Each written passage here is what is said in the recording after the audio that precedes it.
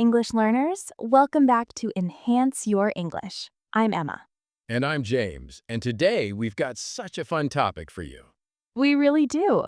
So, have you ever been in a conversation where someone asks, "What do you like to do in your free time?" and your mind just goes blank? Oh, yeah. So today we're going to fix that problem forever.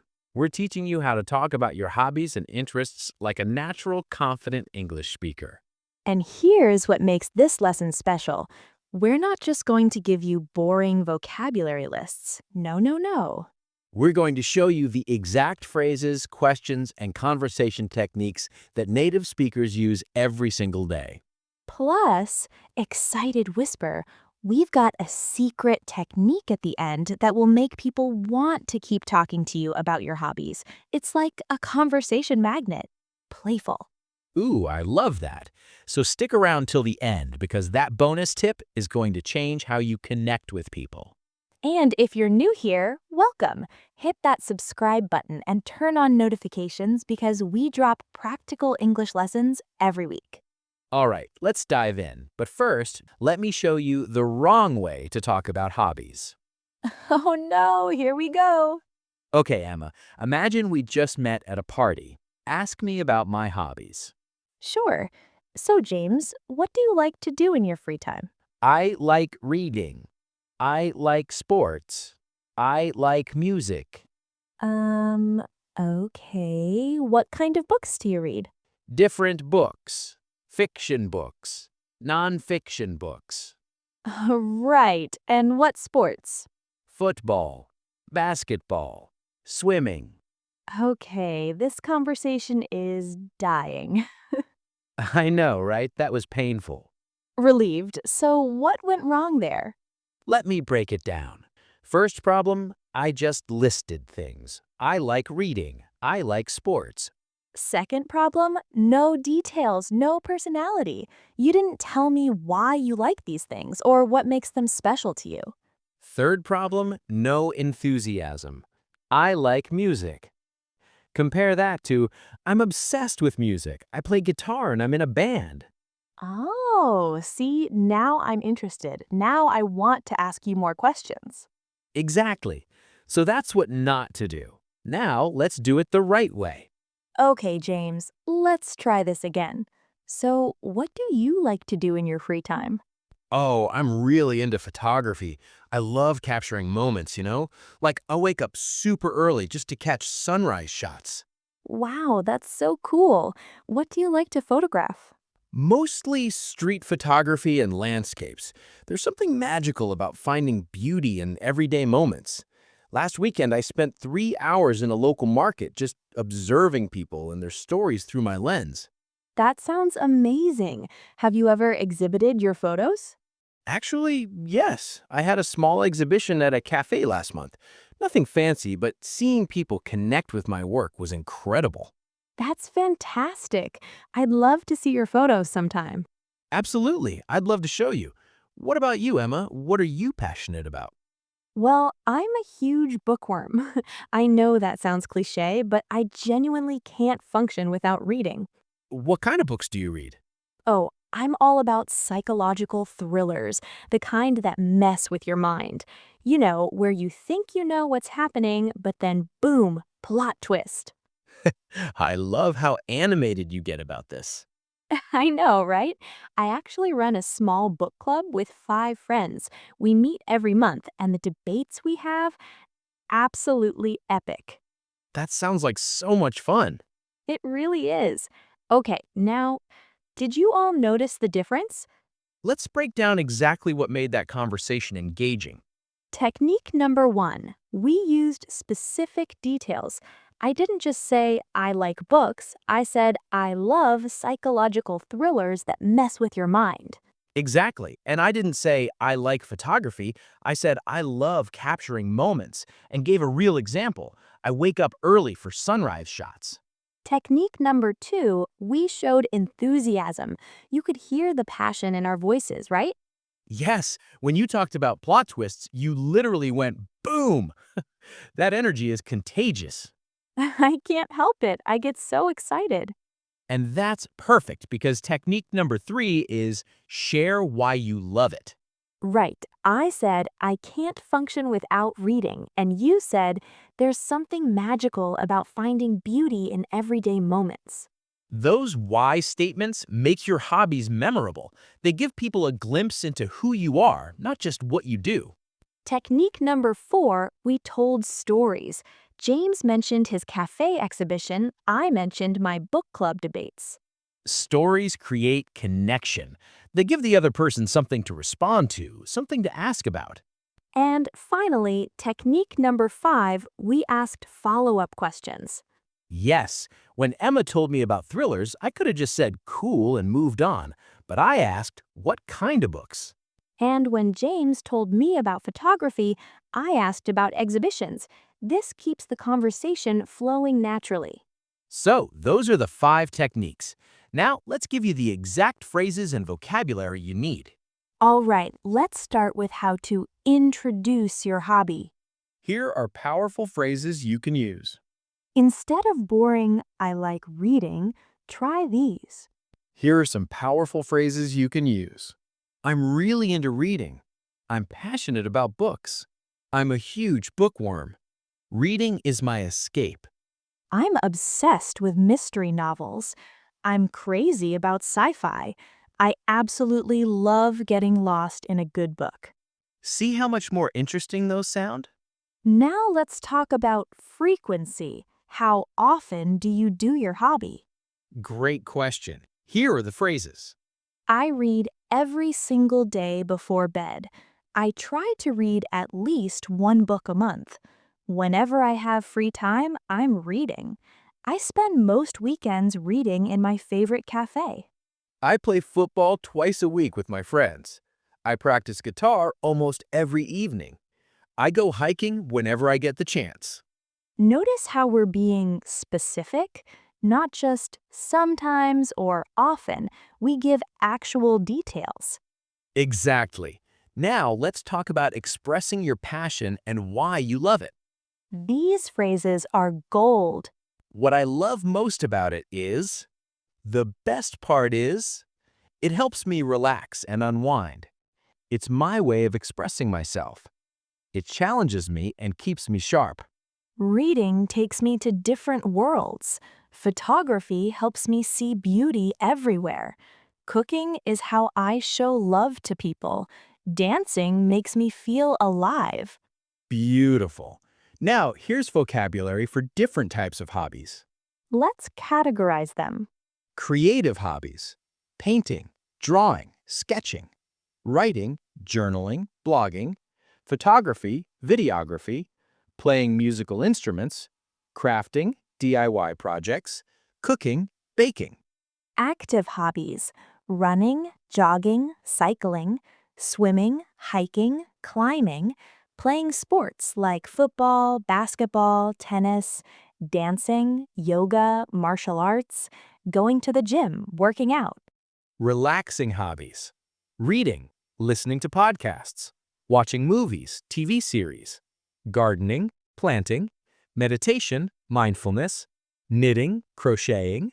Social hobbies: meeting friends, hanging out, playing board games, card games, volunteering, community work, joining clubs, attending events, traveling, exploring new places. And here's a pro tip. Yes, use adjectives to make your descriptions vivid. Don't just say, I like cooking. Say, I love experimenting with exotic recipes. I enjoy creating healthy, colorful meals. I'm into baking decadent desserts. I'm passionate about intense, challenging hikes. I love peaceful early morning runs. I enjoy competitive, strategic board games. Oh, those adjectives make such a difference. Now let's talk about the other side of the conversation. Because it's not just about talking about yourself, right? It's about showing genuine interest in others. Exactly. Here are great opening questions. What do you like to do in your free time? Do you have any hobbies? What are you into these days? How do you usually spend your weekends? What do you do for fun? Are you passionate about anything? What keeps you busy outside of work or school? Oh, that's interesting. How did you get into that? How long have you been doing that? What do you love most about it? That sounds amazing. Do you do it often? Wow, have you always been interested in that? Is that something you do alone or with others? What's the best experience you've had with it? Any tips for someone who wants to start? These questions show you're genuinely interested. And people love talking about their passions. Here's a mistake to avoid, though. Oh, yes, this is important. Don't interrogate people. Right, don't just fire questions one after another. What's your hobby? How long? Where? When? Why? That's an interview, not a conversation. Instead, share your thoughts too. Oh, you like hiking? I've always wanted to try that. What's your favorite trail? Perfect. That's natural and balanced. All right, before we wrap up, let's talk about common mistakes people make. Mistake number one, being too vague. I like music. Okay, what kind? Do you listen, play, produce? Be specific. I love listening to jazz music while I work, or I play classical piano. Mistake number two. Yeah, I read sometimes. Oh, that sounds like you don't even care. Exactly. Show your passion. I'm totally hooked on fantasy novels right now. Mistake number three, using complicated vocabulary unnecessarily. Yes, don't say, I engage in the practice of aquatic recreational activities. Just say, I love swimming. Keep it natural. Mistake number four, talking only about yourself. Right. Remember to ask about their hobbies too. It's a two-way street. And finally, mistake number five, saying, I don't have any hobbies. Everyone has something they enjoy, even if it's just watching Netflix or scrolling social media. Exactly. You could say, I'm really into watching documentaries, or I love discovering new music online. There's always something, you just need to frame it well. Okay, let's do one more practice conversation, but this time you listen and learn. Imagine we just met at a language exchange event. Ready? Ready. So, Emma, I'm curious, what do you enjoy doing when you're not working? Oh, I'm really into pottery right now. I just started taking classes 3 months ago, and I'm completely hooked. That's so cool. What made you want to try it? Well, I spend so much time on screens with my design work, and I wanted something hands-on, Something that gets me away from technology. Plus, there's something really therapeutic about working with clay. I totally get that. The disconnecting from screens part especially. Do you make anything specific or just experiment? Right now, I'm experimenting. I've made a few wonky bowls and some questionable mugs, but that's part of the fun, learning and improving. That sounds amazing. I'd love to see your creations. Only if you promise not to judge my lopsided bowls. What about you, James? What are you into? I'm a bit of a coffee geek. I roast my own coffee beans at home. What? Really? That's so unique. Yeah, I started during lockdown and fell down the rabbit hole. Now I have all this equipment and I spend Sunday mornings experimenting with different roast levels. That is so interesting. Does it make your apartment smell amazing? Oh my god, yes, like a cafe. My neighbors always comment on it. I bet. You know what? We should trade my wonky pottery for your coffee. Deal. Now that's a conversation starter for next time. Okay, did you notice what we did there? We used specific details, showed enthusiasm, asked follow-up questions, and ended with a future connection point. Exactly. That's how you turn a simple hobby conversation into a real connection. All right, here it is. The secret technique we promised you. This is the conversation magnet that makes people want to keep talking to you. Ready? Here it is. End with an invitation or a question. What do we mean by that? Don't let your hobby description just end. Give people a way to connect further. Here are examples. Instead of, I like photography. Say, I love photography. Actually, I'm planning to shoot at the botanical garden this weekend. Have you ever been there? Ooh, see? You gave a specific plan and asked them a question. Instead of, I enjoy cooking, say, I love experimenting with new recipes. I just made the most amazing Thai curry last night. Do you like spicy food? Beautiful. You shared an achievement and invited them into the conversation. More examples. I'm learning guitar. I'm still terrible, but I'm determined. Do you play any instruments? I'm training for a half marathon. It's challenging but exciting. Are you into running? I've been binge watching this amazing sci-fi series. Have you seen it? See the pattern? You share, then you invite them in. This technique does two things. One, it shows you're interested in them, not just talking about yourself. And two, it gives them an easy way to respond. They can answer your question or share their own related experience. This is why we call it the conversation magnet. It naturally pulls people into deeper conversation. And that's how you go from awkward small talk to genuine connection. All right, amazing learners, time for your challenge. In the comments below, we want you to do 3 things. Number 1, tell us about one hobby using the techniques we taught today. Be specific, show enthusiasm, explain why you love it. Number 2, ask us a question about our hobbies. Practice those follow-up questions. Number 3, respond to someone else's comment. Start a hobby conversation with a fellow learner. Encouraging. We're going to read every comment and reply to as many as we can. And we'll pick our favorite 5 responses and give you a shout out in the next video. So get creative, show us your personality, and practice those conversation skills. Remember, there's no boring hobby. It's all about how you talk about it. Wow, we covered so much today. We really did. Let's do a super quick recap. We showed you the boring way versus the engaging way to talk about hobbies. We gave you powerful phrases, essential vocabulary, and conversation techniques. We taught you how to ask great questions and avoid common mistakes. And we shared the conversation magnet technique, and with an invitation or a question. Now, here's the thing. Talking about your hobbies isn't just about filling silence in a conversation. Sincere. It's about sharing a piece of who you are. It's about connecting with people on a human level. Warm. Your hobbies show your passions, your values, what brings you joy.